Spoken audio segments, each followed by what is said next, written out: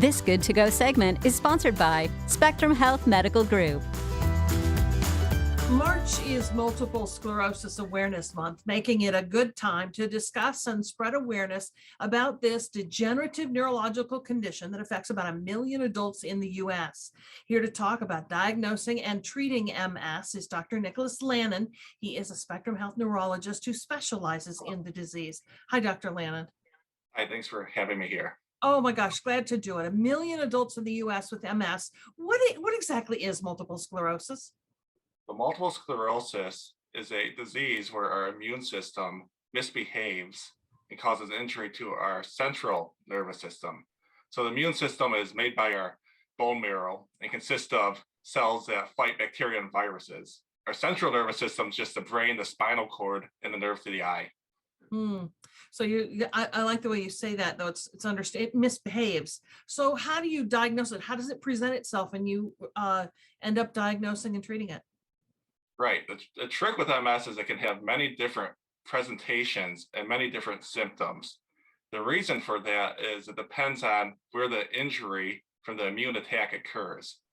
So if you have an attack to the brain over time, you may have slowness of thought. If you have involvement of the spinal cord, you may have weakness or trouble controlling your bladder or your bowel movements.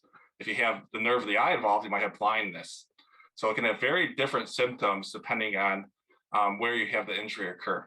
So as far as treatment, then, whatever the symptoms are that present, that's how you treat? Right. So MS has two major components in how we approach it. So one, and probably the most important part, is trying to stop this immune misbehavior. So that's where we take medications to try to alter the immune system in some way so it's less likely to injure and cause further damage down the line.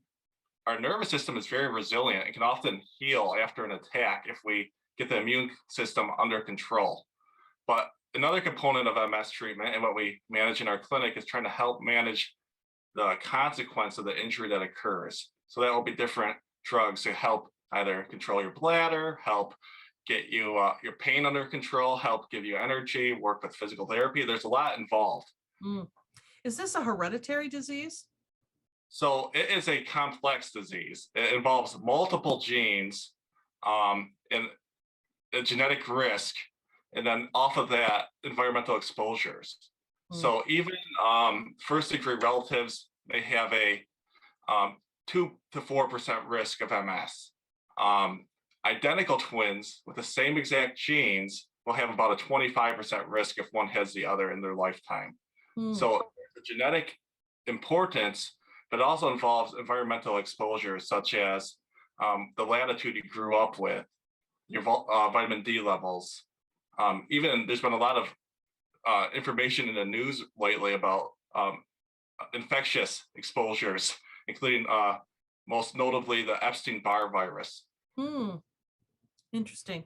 Okay, so the idea is slow the progression of those symptoms, and you've described that. But what about the patients themselves? Are there things that they can do to help, mitigate some of the symptoms? Right. So there are many risk factors involved in MS. Unfortunately, a lot of them are non-modifiable. For example, being a woman probably increases your risk of MS about 3 times. Some of them have to do with ethnicity.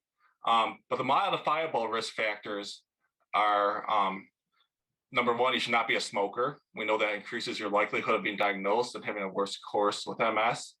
Number two, if you do have low vitamin D, you should make sure that you're correcting it and taking supplementation. And a lot of people want to know about diet and how that plays a role in MS. It's important. We do not have a study that suggests one diet is superior to another. But we do know the closer you can be to your ideal body weight and avoid high fats, highly processed foods, or high salt, all are beneficial in helping your course with MS. All right. Well, I know, talk to your physician if you think you have some of the symptoms or a concern about it. And of course, folks can learn more about multiple sclerosis at nationalmssociety.org. Dr. Lannen, thank you for spending a few minutes with us.